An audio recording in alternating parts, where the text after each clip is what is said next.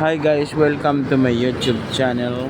Madaling araw pa lang, andito na tayo sa may Genstar, sa may manggahan to.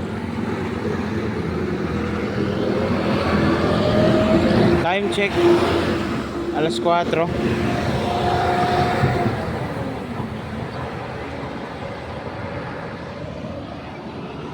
Next destination ay Balubad.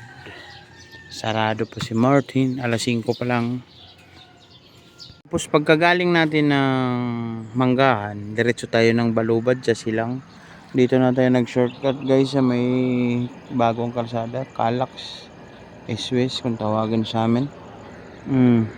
Shout out nga pala sa mga taga Genstar. Tapos sunod na deliver natin kay Martin sa may Balubad. Tapos may kasunod pa, marami pa, alas 5 pa lang. Tapos banda alas 6 nandito naman tayo sa may Pangil. Yan. Tapos ngayon diretso naman tayo ng bayan ng Amadeo para doon naman ang sunod nating biyahe. Next, nandito tayo sa bayan.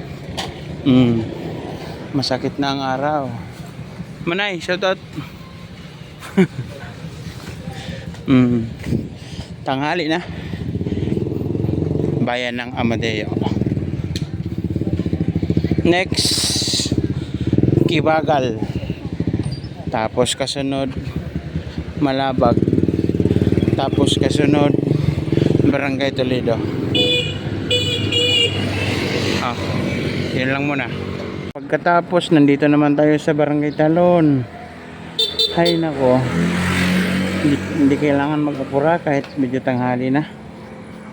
Yan pa ano pa yan, 30 pesos pa yan, 15 sa Tebalunan. Ano yan, Barangay Toledo, Malabag.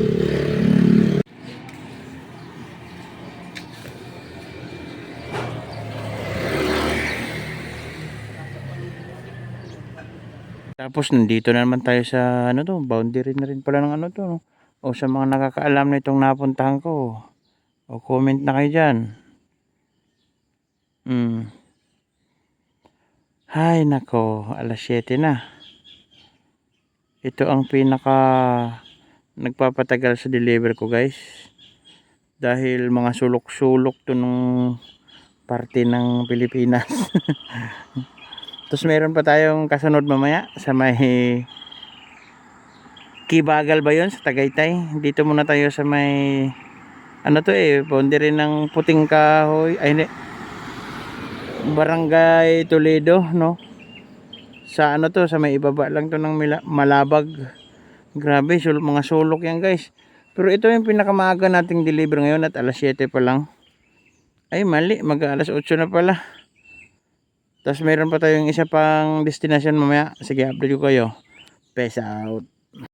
Nandito naman tayo sa Kibagal.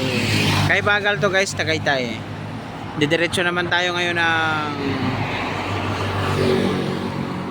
yan.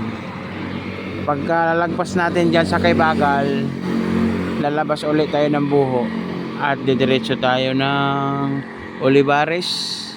Tapos tayo, Puting Kahoy naman, Santa Rosa.